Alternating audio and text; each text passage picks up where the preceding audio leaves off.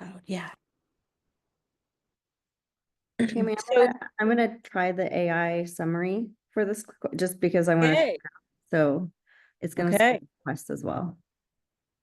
Oh, I start AI companion. Mhm. It has to be running while you're talking. I guess so. I don't know. That's why we're testing it. It wants to know manage AI.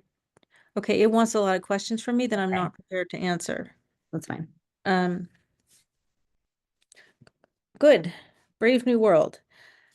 So Bethany's going to talk about the curriculum development we've been doing. I think you've heard about this a while ago, and we've been chipping away at it. It has required more attention than I expected. Maybe probably not more than Bethany expected, but you may remember back in the beginning of the project, we invited Lori to share the structure of weatherization. We talked about who within the weatherization ecosystem would be best to train. And we settled on the assessors, who are the ones um, who are doing an initial look at the house to determine what might need to be done.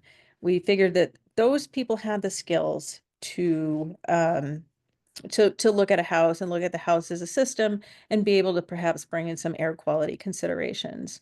So that's why we went for those. In the beginning, I had thought just train the contractors, but those are often people who arrive at the home with a specific job to do, and that's their focus.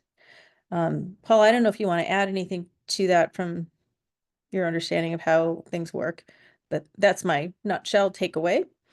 Um, and the goal of our work was not communicating what we're doing now in Sapphires to people because we don't know what we're doing now in Sapphires, right? It's premature to tell people that this is what we know and this is how we should do. So typically when I have done projects where I say, I'm going to tell everybody what I'm doing with the research. And then for the whole project period, I have no idea what I'm doing and I don't want that out in the wild yet.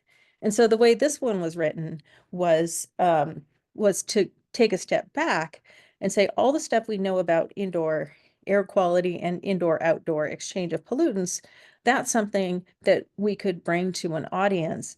And then that audience would then have the basics and the basic principles to then build on what we're delivering through this project. So that's what we chose to do. Um, One of the things that has come up for me, and Bethany, maybe you'll be able to speak to this, is that there really isn't a lot of crossover material. There's material in the HVAC world, and there's material in the this is what your pollutants are world. Um, but figuring out how the airflow and the pollutants work together is not something that there's a basis for. So good news, we're not reinventing the wheel, I think, even though these principles seem quite simple, they don't seem to be out there. Um, and so I think we're actually uh the content that Bethany will show you covers less than I had originally expected, but just thinking of what you can deliver to people in a short period of time that would nevertheless bring their knowledge forward and perhaps bring some common knowledge to the table so that people could begin thinking about actions to improve indoor air quality. That this feels like a reasonable bite. Um, and then the other piece of context I think I mentioned in my email is that people don't look at uh, new educational materials unless one, they're exceptionally curious, or two, they have to. And so we went for the have to. There are many professions in which you have to maintain continuing education units. And so we are targeting setting this up as an online um, offering where people could earn CEUs as they're called, and they would do that as something they want to use to expand their professional skills, and it would serve a need of their job. So I think that's enough context. And then Bethany it made me want to say a little bit about the role of instructional designer before you start, Bethany. Sure. Thank you guys for letting me share this with you all today. And your videos I are I fun. know. So here's what's happening when I'm trying to Oh turn on my no. I You went into my Zoom settings and I went into my huh. webcam settings. So you are a daisy. I guess so. I'm sorry. I was able to do it last time, so Uh-huh. it's not Zoom. I think it's some sort of issue where I might need to just restart my computer, but I didn't want to delay anyone, so um sorry about the sorry about that. But I'm going to be sharing my screen, so I'll give you all something to look at. Um but just before I show you anything, so I'm an instructional designer and an e-learning developer with a teaching background. Um, so content-wise, I'm like a generalist, but um, I use, my knowledge of how to teach and my knowledge of technology to take um, expertise from like you all in your content area and turn it into teachable material. That's right now we're working on something that's going to be self-paced, fully self-paced. So it will be a mix of formats. I'm going to show you two of them today that people will access. So if they sign up to earn this CEU, then they will access all this material on their own time and at their own pace. It will have like an estimated duration. It will have knowledge checks and graded quizzes and things in it, but it's not going to be run like a synchronous class. So it's a fully asynchronous online program that we're working on building. Um, is there anything more about the format of e-learning that you'd like me to share, Tammy, or that anyone would like to know? I think that your illustrations will be the best entree to this, probably. Yep. All right. I am sharing this. Did I share the wrong screen? Can you guys see anything on the screen right now? Now we can. It just took a while to come up. Oh, okay. Okay, great. Um, So, we have divided this course into 3 parts, and we've been working on the first and the last parts. I'm going to show you a really, really basic overview of what we're going to try to teach people. I've kind of zoomed out from the development overview that we're using and given you 3 big things. So we're going to review some concepts, then we're going to introduce indoor air pollutants and how that works. And then we're going to go into outdoor air pollutants and how they get into the house. That's the sort of flow that people are going to experience when they sign up for this course. So they're going to start by reviewing some things. We're expecting, since these people are home assessors, weatherization assessors, they come in knowing a little bit about HVAC and how it works in a home. They're going to come in maybe having heard about some air pollutants. This will just build on their prior knowledge. And they'll know about the house as a system concept because that's like the foundation of the work that we do in weatherization. The keep it principles come from, I don't know how much familiarity we have with the programs, but it comes from another certification program that they can go through called Healthy Homes. Um, and so we build on the knowledge that they already bring in, and then we'll teach them about how indoor air pollutants behave, how they react with each other, how they spread in a home, and how they're impacted by ventilation. They know about ventilation and how it works, but like Tammy said, this is all new material that doesn't really exist in other programs yet. How do these pollutants spread through the ventilation? So it's more like making a connection between two topics, and more. Then we're going into outdoor air pollutants, so they'll be able to identify outdoor air pollutants that are that like a client might be at risk of if they're in their home, knowing based on environmental factors and based on other things, and then how those might get into the home. And when they're making recommendations for the client in their home, they'll be able to keep that in mind if they recommend actions that the client should take for various reasons, for energy saving measures, for health and safety. They'll also be able to consider pollution when they make a recommendation or when they speak to a client about their home. So that is the purpose and overall goal of the course. We're estimating it'll be a few hours of asynchronous for the purpose of getting a CEU. We want it to be like a half day or so. That was what originally was talked about, and I think that we're still on track to meet that time goal. Anything to add there, Tammy? I'm going to show some of these pieces next. Go ahead with that. All right. So it's an asynchronous course. Here's one piece that's built as an asynchronous course. This is sources of outdoor air pollutants. The learner is going to click through it and scroll through and read. So this gives them an overview of the course. And then it's delivered in just different interactive formats. You've got the 6 that are the EPA criteria pollutants, and then for information about each one.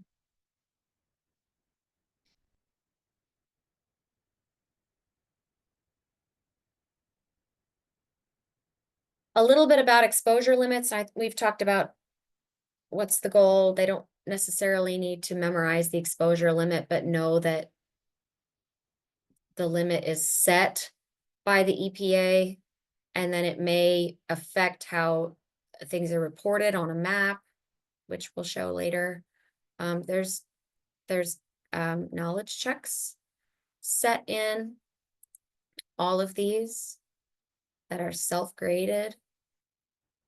So that's kind of nice.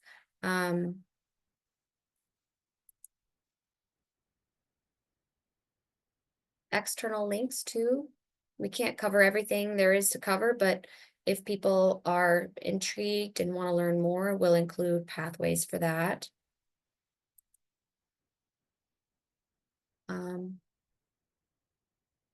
Sources of air pollution. So where is this all coming from?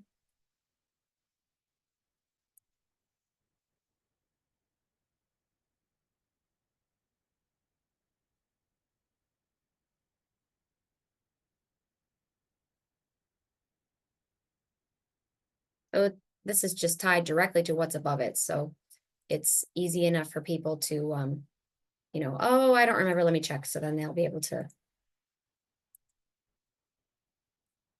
check that.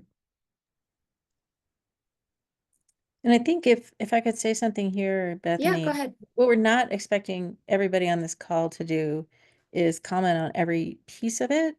I think one of the main things that I want you folks to get out of it is the level at which we're delivering information. We've gone through different levels of way too much information to or to recognizing what they need to know. And I think this is a good example that the air pollutants. I was thinking, well, people teach air pollution at the university level all the time. And so I'll just get some information. And Ellison was kind enough to provide a slide deck that she used for one of her classes. And then I sent it over to Bethany. And I thought, and then Bethany will just take it and distill it into a format like this. And it turns out that there's a huge gap between the level of knowledge that is useful for someone to know, right? Like you should know what the air pollutants are, and you should know why you care about them.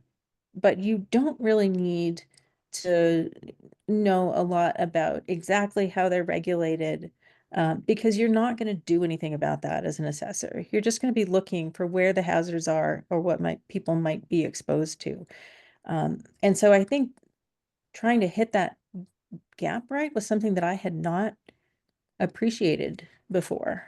So, so I guess as you're looking at this, your job here is not to like approve or disapprove or whatever. It's to see the kind of thing that we're delivering in order to get this information out to the world beyond research. And this is the kind of thing we might go through later with home air management when we're ready and willing to distill it. Yeah, so that's, but I'm not really sure what to tell you to do, Bethany, because I don't know that everybody is, I don't know you need to open every single tab, for example, but this is another question of like, okay, how do we communicate this to people?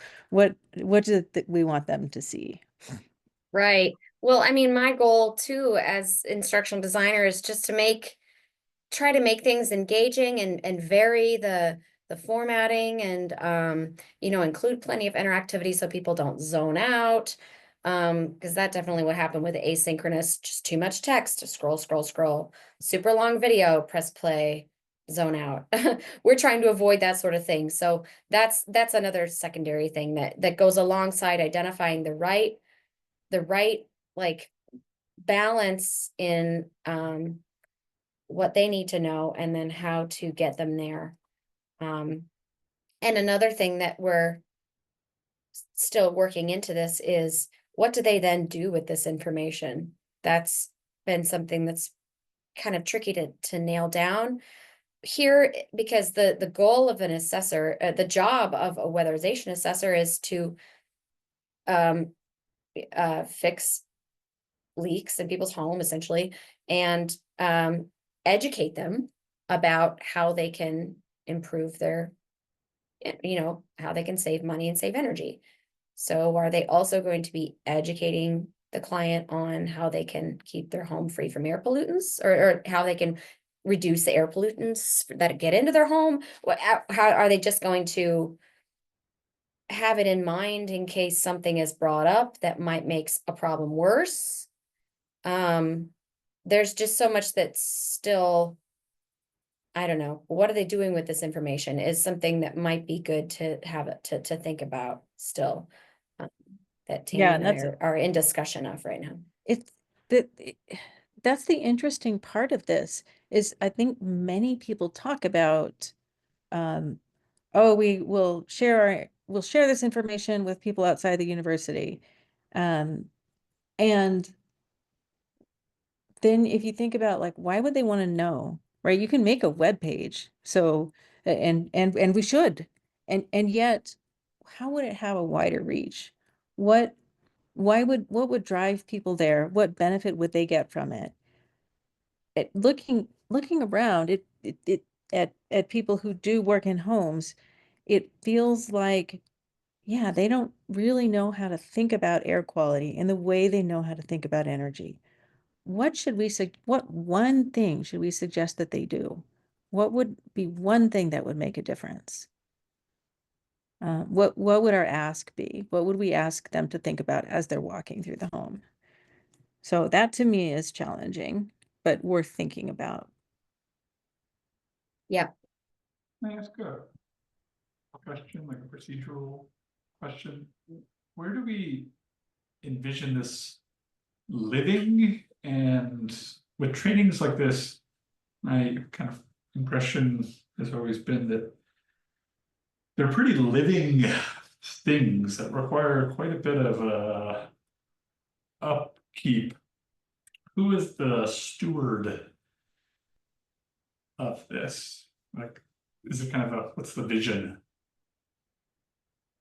for this So thing? the vision for the upkeep, that part, I can't exactly answer that, but it probably is. I know that we are going to host this training on our learning management system here at ICRT. And all of this, which is Canvas LMS. all of this content will be hosted in there. Then, in order to access that, since it's a learning management system, it is, it basically, it opens and closes like a college course. So when you're registered for it, you get a certain whatever access we give you until you pass, until a certain date, and then your access expires, or we can give them continued access. So that's how it is currently imagined to be hosted. And I definitely agree that online courses require a lot of revisions and upkeep, and it will require somebody to be running the course as it goes, which as basically an instructor, because even though they're self-graded, it still will take some human involvement to facilitate, checking up on the requirements that they have, if they are qualified to take, if they have a prerequisite to take this, and those sort of things. So, And I think, Christian, your question is sort of a broader one, like whenever you create something, it continues to require care and feeding. And how does that happen? And how does it not just crash and become obsolete immediately? Something like that? Did I get it? Yeah, that's like, it's like a garden, either weed it or it, goes back to trash pretty quick. But yeah, so there was no kind of leading to that at all. I haven't really been part of this part of the project, so I was just kind of curious what the long-term and short-term vision was, because I'm sure you've thought of these things. I just wasn't sure what those pieces were, so. So I Or- don't have all the answers. I Yeah. knew that the wrong thing for me to do was me, me host it. And so that's why we went with somebody who was already doing other trainings that are hosted electronically, because then at least that's part of their job. Now, that does not mean that we know how to sustain it. We've tried to limit the number of things that could change. Like there was some thought about like, let's put in a bunch of web links. And then we realized we'd have to curate those very frequently. So we do have some, but they've been more limited. Um, and, and I think it already being part of an envisioned income stream, because people do pay for the CEOs, provides a way to step towards sustainability. But me having this on my website would be a really bad idea. Will, your hand is up. Yeah, I don't know if this necessarily answers your question that you said, like what happens, what are people going to do with this information? But something that I thought of was when I was down with the New Mexico team last summer. I don't know if it's just because I was there, but I noticed like some of the people were pretty. They had like a lot of questions. Some of them I was able to answer, but I don't know if they answered them because I was there, and um some of them were a little bit related to air quality. So some people do ask these questions, but I don't know. I'm sure each assessor is different. So, when I was there, like Joe was answering like quite a few questions when they were like, oh, like, what does this mean? Or like, what should I do? Or like, what are the benefits of this? So he would say, this will also help like do whatever. So, like I said, I don't know if it answers your question, but some of the people are pretty interested. So I can see that being a way that some of this information gets shared. It's like, oh yeah, it's like maybe this, but then again, I don't know how much time the asset. Some of them probably just want to do the work and get out. I don't know. Maybe some of them are more interactive than others. So I think part of the reason that we're doing this is that people who are frequently in people's homes do notice health hazards and challenges that are related to air quality. And there isn't much of a connection between those communities at this time. The Healthy Home Evaluator curriculum that Bethany mentioned earlier is really the only thing that I know of, and it's quite general. right? It's like everything from pests to trips to air quality. And so it doesn't allow much of a dive in. And so, Will, I do agree that there's probably appetite for this. How much there is, I don't know. And I think this will certainly be iterative, like get it out there, see how people take it up. And it may get modified or evolve. Anyone else?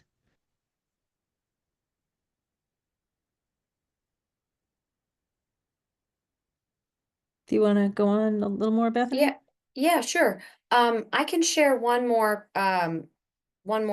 piece. So this is just like I mentioned, I'm trying to keep this engaging. So it's not just scroll, click. There's also going to be audio visual material. So this is a piece of a video that's being added to the course. This video is in flux, but we have changes already identified from it. It's in, I think, pretty decent shape, a lot of it. So I'm going to show you a few clips from this video. How can I make sure that my audio is being shared across? I have no idea. Try it and we'll see if people hear it. Okay, let's do that.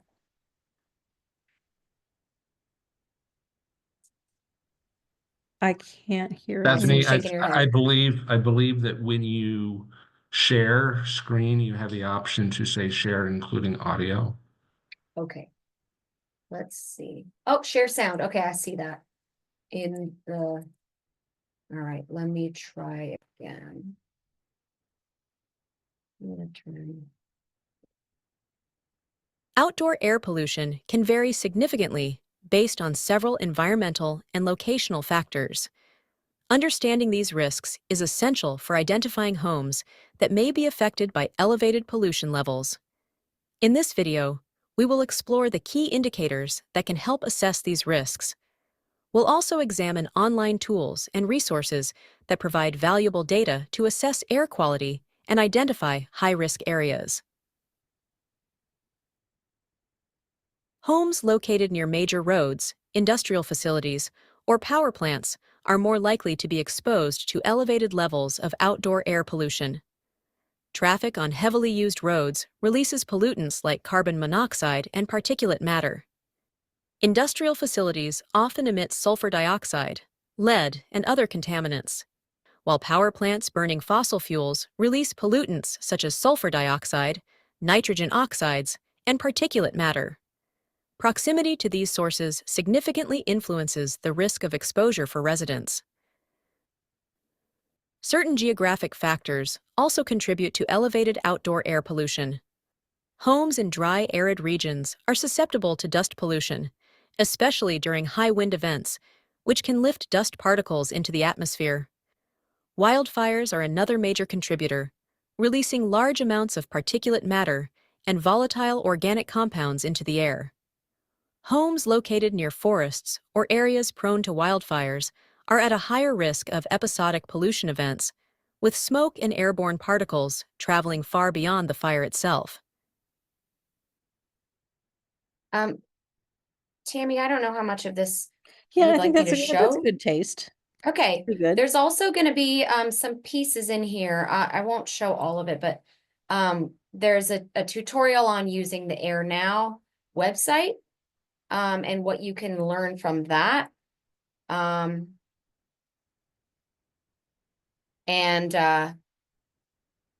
just showing that you can't always tell just by looking out the window, but you can view a lot. I may have gone too far.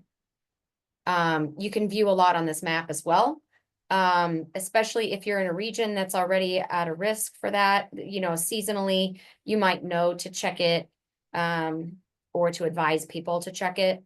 And the EPA Green Book, I walk through this a little bit in the video as well, specifically for ozone, but showing how to access it generally. That's just one other way that we can present information in a course like this. So just a little taste of format here. Does anyone have any questions or comments about what we're aiming to do with this project, this piece of the project.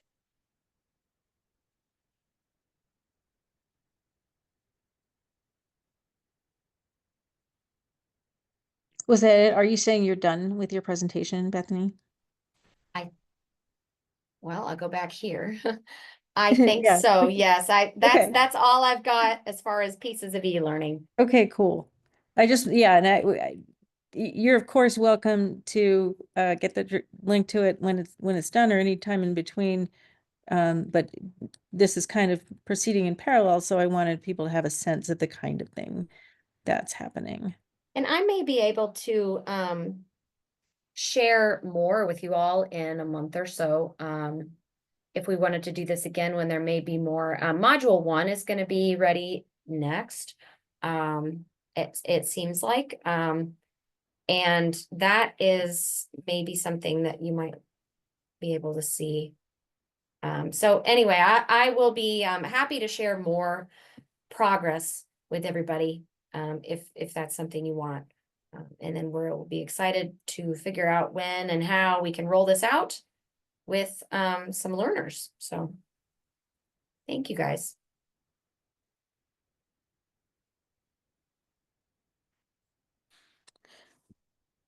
A couple of comments from me. One is that so first, I've never worked with a instructional designer before. And if I had made this, and I would have thought that I could make this, and if I had made it, it would be me talking with a bunch of PowerPoint slides, and this is so much better. And so that I do think that somebody like Bethany working with somebody with knowledge expertise or with certain expertise is really necessary, because there's been a lot of times where there's beautiful graphics and I just look at it and I go, oh my God, you can't use that because it represents the wrong thing or something. And so those two things together, I think have made it a lot stronger. The other thing is that this could be just me and how I work or don't work, but I found this pretty challenging, not in a bad way, but when there's something stacked up for me to review from Bethany, it's a different way of thinking. And I put it off because I'm like, oh man, I'm gonna have to put my instructional hat on, and that's not a skill that I use frequently, even though I'm in the classroom a lot.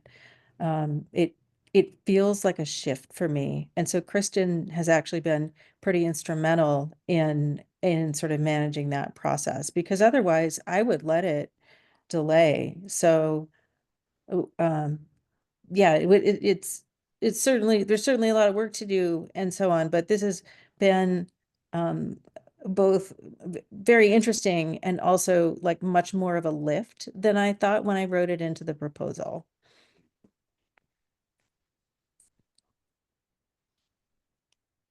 Yeah, thank you for trusting me with these sort of decisions, formatting and things.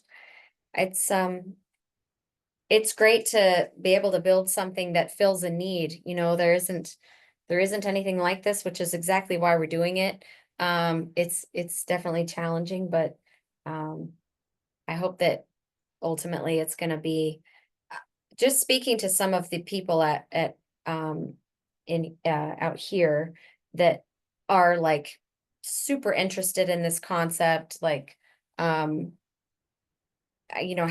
pollution fits into everything that we already teach people. You think it's like straightforward, oh, it's just in the air, so it moves with the air. Well, it's not straightforward, and there's so much to learn and apply. So it's going to be interesting to see how people take the information they learn from the course, which we'll definitely learn a lot from the first round of students whenever that comes to pass. So thank you. And I'm sorry about my video not being up. I verified that Bethany does exist. Yes. We had I'm a real we had a pretty good person. meeting. I thought that was really fun. And Bethany was able to draw in the person who will be doing the HVAC content part of the review. So that was a pretty good discussion. Yeah, it was great. Anyone Bethany, else that want? once happened to my video, and it was my antivirus stuff. I had to go deep into the antivirus stuff. Maybe that's happening to you. Antivirus. Yeah, it was a whole thing. I thought I was So just gonna have to restart. that could be it. Hopefully it's that.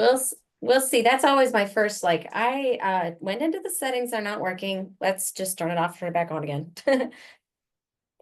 So we'll give it a try. But yes, I am a real person. I think I was on camera last time when I was originally introduced. So I'll definitely join in again. This isn't like the last time you'll hear from me, but Cool. Any questions and comments and so on? This is a pretty different thing from what we usually talk about. So yeah.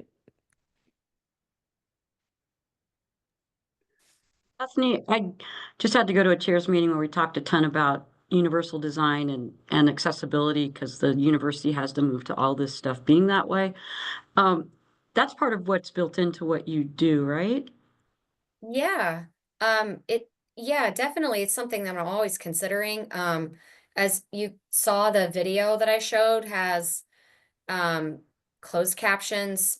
It's got voiceover images to go along with what's being, so yes, I come from a classroom teaching background, like I mentioned, so I'm definitely trying to consider how to make this accessible. It's not, and even if we can't provide for every single possibility, it will be in a format that can be converted. I don't know if that makes sense. Like if I provide a transcript, then Right. somebody could go ahead and translate that if they needed to.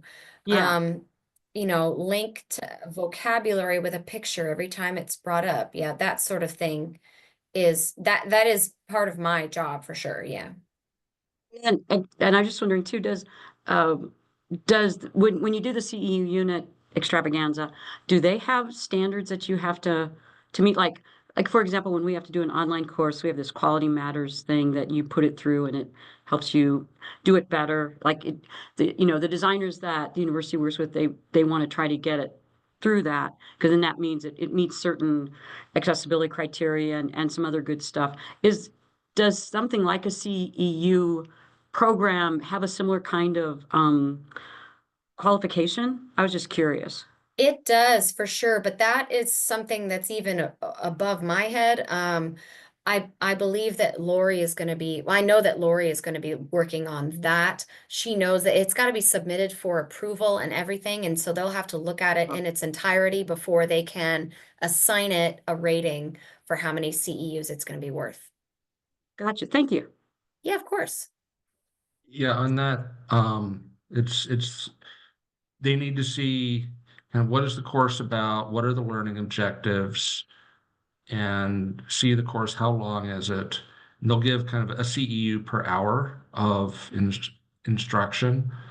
But it really does require that. I don't remember if it requires anything about how learning is assessed, but certainly, like clear learning objectives and seeing that they are aligned with some kind of responsibility of the people in that job. Because it's, so like this would fit for an energy auditor, but it wouldn't fit for a lot of other jobs, right? So it's, is this something that aligns with anything that an energy auditor would do or want to know? I don't know about anything about accessibility, though. I don't think they are looking as much at that. No, I think that would definitely just be considered best practice for something like this. As much as possible. There's different levels of intensity for that sort of thing, depending on your school of thought and how people are trained in instructional design, I guess, and different, like larger organizations may have very specific requirements for that. I'm just trying to make it accessible generally, without going over the top and making it inaccessible at the same time, So.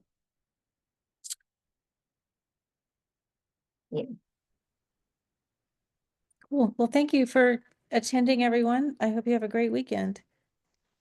And thank you so much, Bethany, for being willing to present on this before it's finished. Yeah, it's good to check in even though things are still working, there is still gonna be change, but thanks for your time, everyone. And I'll speak with you again, I'm sure. Thank you. Thank you. Thanks.